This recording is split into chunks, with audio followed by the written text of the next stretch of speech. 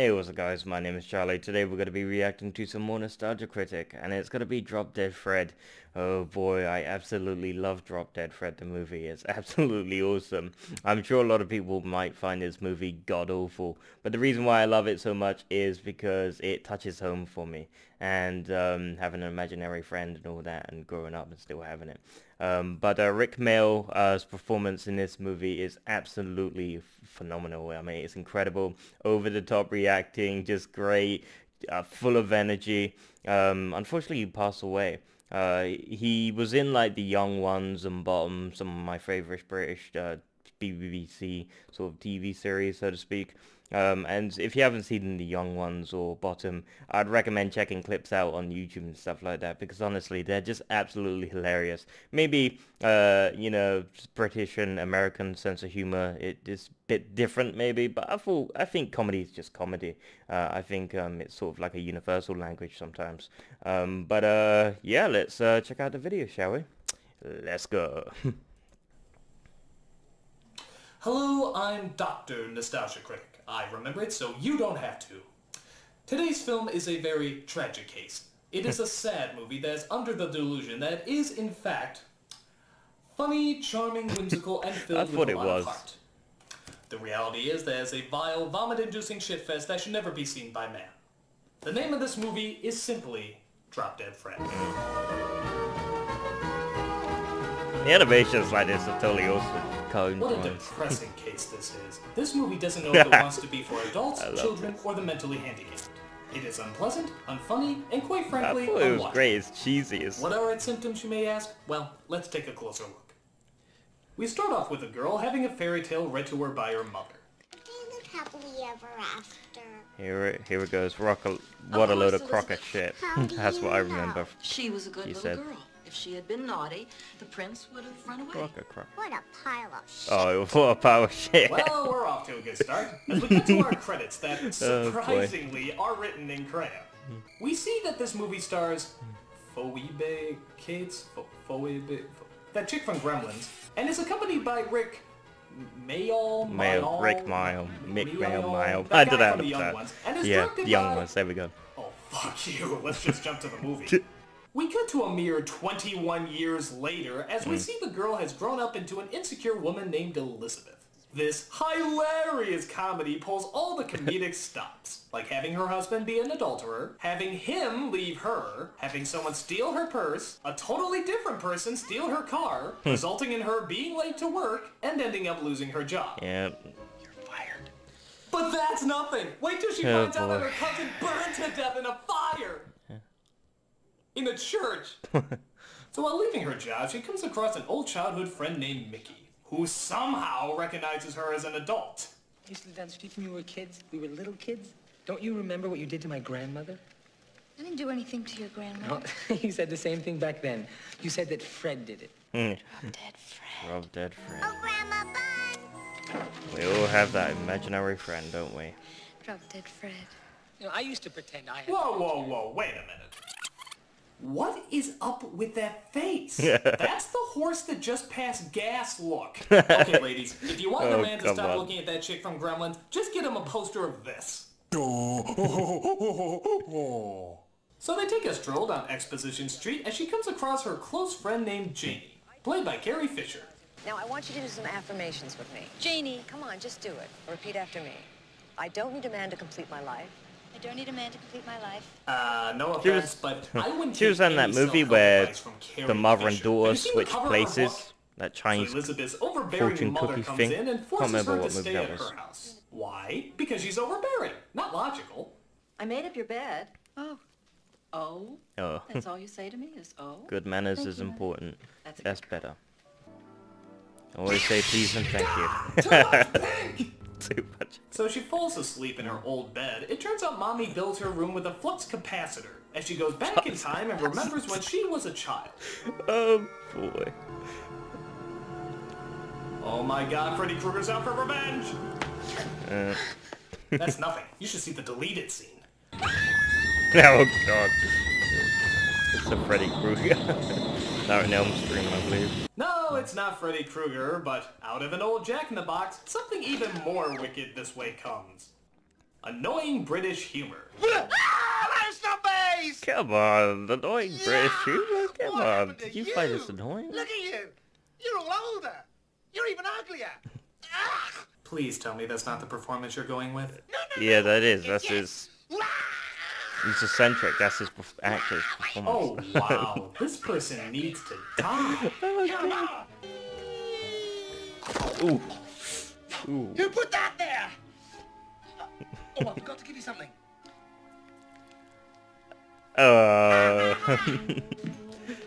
You know, there's a thin line between funny and god-awfully horrendous. It's a Luckily, childish he comes nowhere near that line. He's just god-awfully Fantasy. horrendous.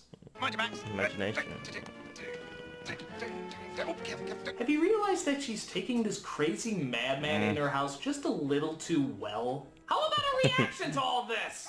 Yeah, that's right. Mother sucks! I have a better idea. Let's play a game. Well, she knows this all in her head, so she can't really Wait, I love scream for help. hide and seek! You are the anus of comedic laughter. I'm gonna find a place where you'll never ever find me. Bye-bye! So she tricks him into going away as her mother is not pleased with what she finds the next morning. I didn't want anybody to walk on my carpet.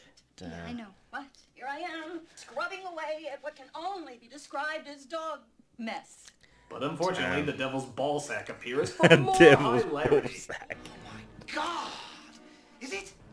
It is! The mega bitch! Riddle me this, Batman! What do you get when two talented actors are given a script written by a horse's scrotum? This movie! What's it with lovely balls? day. What is with Nostalgia Critic always comparing people with ball sacks and everything? The death breath! She killed me Kill with me the with the death death breath. Begone, evil one! Oh, I love this. The scenery is wonderful! Oh, hey, there's even more background I can chew! Maybe there's a stake in there. We can drive it right through her heart. This is where his head gets. Yeah. And now you know where the whole budget for this movie went. Into Oh, that boy. one stupid effect. Was it worth it, film? Was it? Cobwebs. I believe it is. Cobwebs.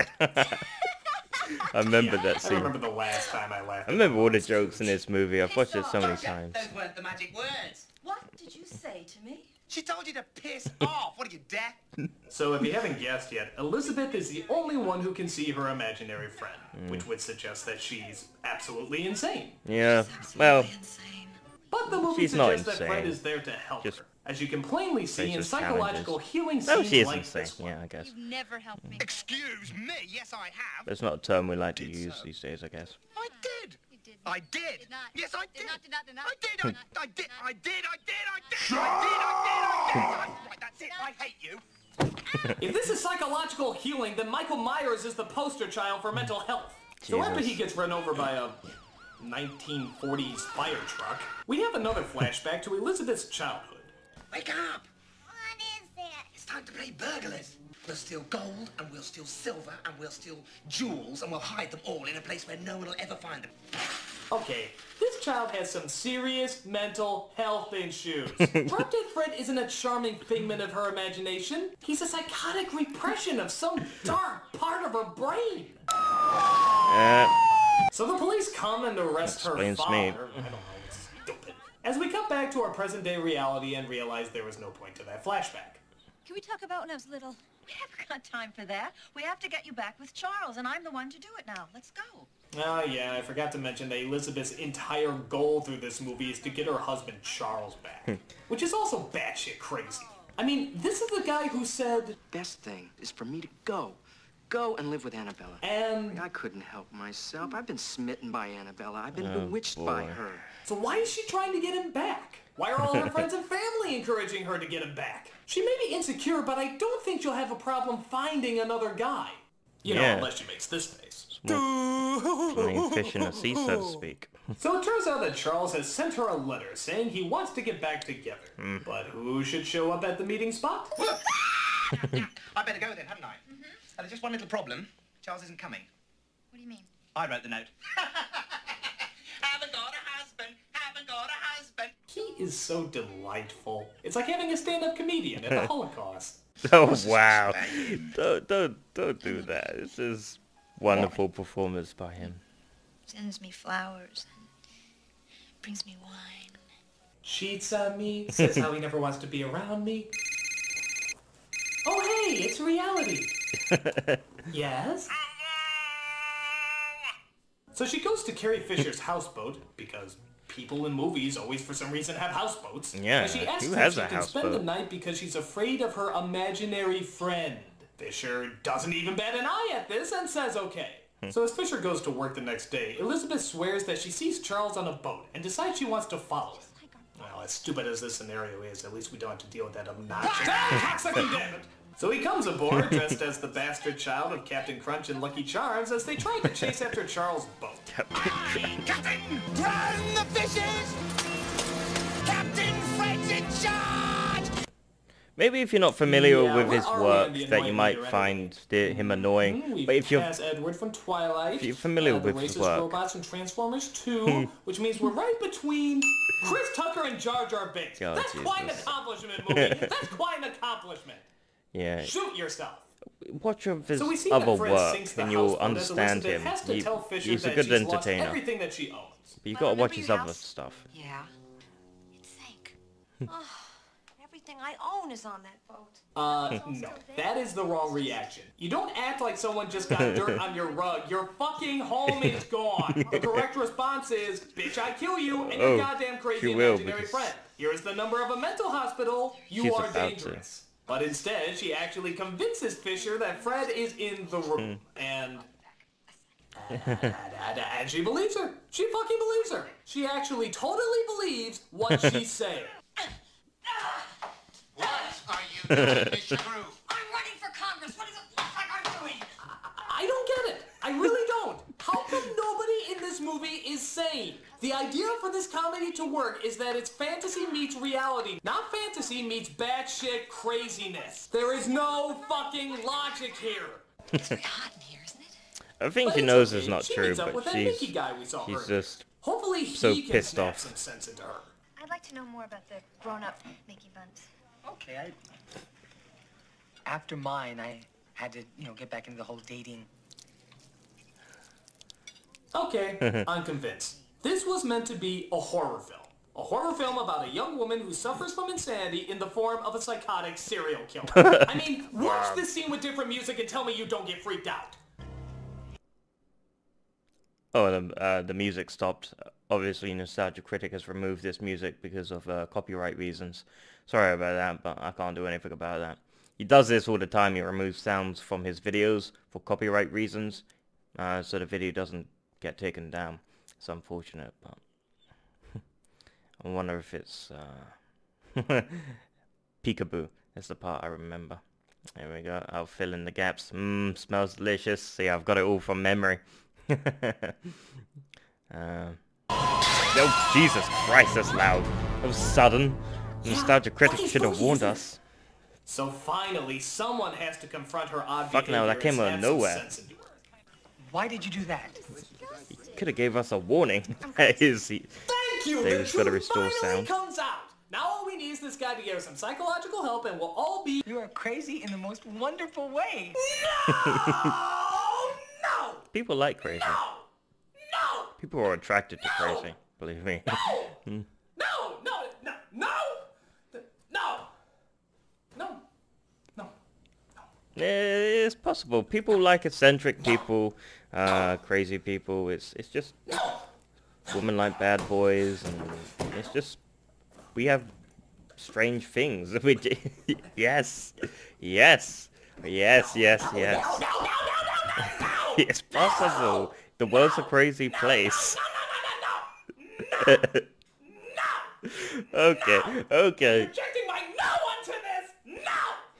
God, I wish I could be like that. I wish I could do those kind of things. Okay, A lot of people nobody do. is well, nobody is safe, and nobody is mentally sound. Everyone in this movie is just fucking nuts. It makes no sense, it's not funny, but that's what they're presenting to us. Hippity fucking ray. You don't throw spaghetti in my restaurant. Okay, fine. You do it. Well, I hope you're happy, Elizabeth. You just broke a man in every meaning of the word. Truly, Drop Dead Fred has brought joy and wonder into the hearts of the world. You're ruining my life! You know what? I don't want an imaginary friend anymore. Do you see what you're doing to me? Do you see me talking to myself? You're driving me crazy. I thought Carrie Fisher would be in that role. Bye.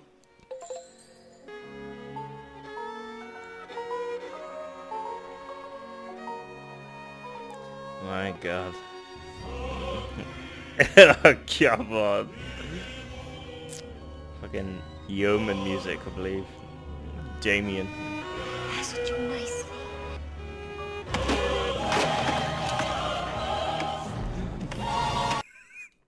Oh, come on, he's removed the music again. I'm so sorry, guys. He's obviously removed... And there we go, it's back. So, He's finally, doing that to stop it from at the copyright. 50-minute mark, somebody takes her to see a psychiatrist. But to be fair, I think everybody in this movie should see a fucking psychiatrist. He's very good with children. But then, here's a weird twist. Fred comes across other people's imaginary friends. And apparently, only he can see them. Well, that's odd. The imaginary friend has imaginary friends? Well, what does that mean? Madness is a Trying to variety blur of the line things. between Elizabeth's madness and the possible existence of the character? I don't know, Maybe madness it's is supposed to madness. symbolize that even madness can have madness of its own. Yeah. Maybe they're suggesting there's another world outside of our reality. Yeah, maybe he's the only real character in an imaginary world. Perhaps they're saying Who are all that these have a people? connection on a higher plane. Yeah, or maybe madness begets madness. Yeah, there's a deep Maybe it's just a pile of physiological shit. discussion. Yeah, Yeah, yeah, yeah, it's not a fire. So I'll go with that. Pretty shitty movie. You're going too deep into it, I think, but the movie's good. So the doctor gives her pills to help Fred go away as we cut to yet another flashback. But this one actually has a point. We see that after Fred and Elizabeth destroy the living room for the sake Mud of pie. destroying the living room, her evil mother traps Fred in a jack-in-the-box, and that's where he's been all these years. No, I won't. I don't want anything to do with it. It's not right. It's not right. Yeah, how dare you cure her of her violent neuroses? So while her mother and the nurse try to, make her sane, she escapes from her house and goes to a party where Charles is. Because, yes, she still wants him back. Oh, Jesus. Where is he? I don't know. Look at him. He looks like a cone head on fire. Elizabeth? So she finds him, hugs him, and then leaves him. Odd strategy, but then again, everyone in this movie is a moron, so I bet it'll work. Hi-oh! You look fabulous. So Dumb and Dumber are back together, but wouldn't you Oh, know boy. it, she finds out that he still hasn't left his other girlfriend. So you'd think this would be the final straw, right? Oh, you know the answer. Leave it. I'm scared to be alone. Come with me. What? What? Well, it is And his welcome imagination to friends, so. Officially Snapped. You didn't have much sanity to begin with, but now you don't have to deal with any part of reality for the rest of your life. It's so Enjoy subconscious, your I guess. everlasting madness. Why do I see this movie ending with the line, "I always depended on the kindness of strangers"? Yes, apparently she's entered Tim Burton land. Look, he's remaking something that had black in it. So I guess this world is supposed to be in her mind, where she confronts all the things she was afraid of before. Just where do you think you're going? You can't go in there. No more wire hangers! I'm not afraid of you! Damn. She comes across her younger self taped to a bed and finally frees her. You don't have to be afraid anymore. Aw, so this was all Fred's attempt to make her come to grips with her childhood. You know, there was a more subtle, non-destructive way of doing that, you jackass! Let's go. No. You have to go alone. Oh, God, this scene breaks my I can't heart. get back now. But who else will almost ruin my life? So she gives Fred a hug, goes back to reality, and stands up to all her fears. She even drops by to visit Mickey and his daughter, but it turns out the babysitter is having some issues. She's made a terrible mess in the kitchen, and she expects me to believe that some pretend friend did it. He's not pretend. He's drop-dead Fred. Oh, that fucking music. Oh, it's been cut off again. Oh, come on, stop with the copyright protection shit. Yeah, he's removed the music to protect his video. That's what happens. you got a choice. If you get a copyright by music, you can remove the sound clip from the video to protect your video. Horrifying film. Oh, there we go, it's back. My diagnosis, stay away from Drop Dead Fred as long as you can. It's an ugly, hate-filled movie that doesn't know what message they're trying to get across, who they're trying to get it across to, and what's the best way to deliver it. Plus, the psychological ramifications are just disturbing. It's trying to be like Alice in Wonderland, but it's more like Wonderland in Alice. It's just creepy. My final conclusion, stay away from women with imaginary friends. Especially ones who look like this. I'm a nostalgia critic guy, remember it? So you don't have to. Oh, he's playing the Damien song at the end of the video, of course, and he's removed it. You are crazy in the most wonderful way. Okay, that's the end of the video. Yeah, sorry about all that, the audio cutting off there. Like I said, it can't be avoided, unfortunately. Sometimes when music plays over a video, you have to remove the sounds from the video for that specific video parts, so the video doesn't get taken down or demonetized or anything like that. That's, you know, something you do. Yeah, that was, very interesting. I gotta say, maybe you don't like Drop Dead Fred and you think it was a god-awful movie, it was just terrible, it was nonsense, but this touches home for me, and because Rick Mail was absolutely great in this. If you're not familiar with his work, I've watched a lot of his work. I mean, I grew up watching this guy, and this guy is absolutely hilarious, he's great, he's funny. He also worked with Aid Edmondson or something like that. I mean, those two comedy duos, so to speak, when they're working together, they're absolutely hilarious. But I recommend watching his work. You know, if it's the first time you've seen Rick Mail and you've watched this, you will find him annoying, like over the top reaction, all that. You think, oh god, this is terrible. But when you watch his other work, you'll understand him a little bit more better. Yeah. But I gotta say, this one was good because it's always made me think, you know, sort of mentally wise, that this kid made an imaginary friend because she had a lot of insecurities, maybe, or maybe trauma or something like that. So she didn't have a lot of friends, so she created a friend, and you know, she couldn't be a child because life wouldn't let her be a child.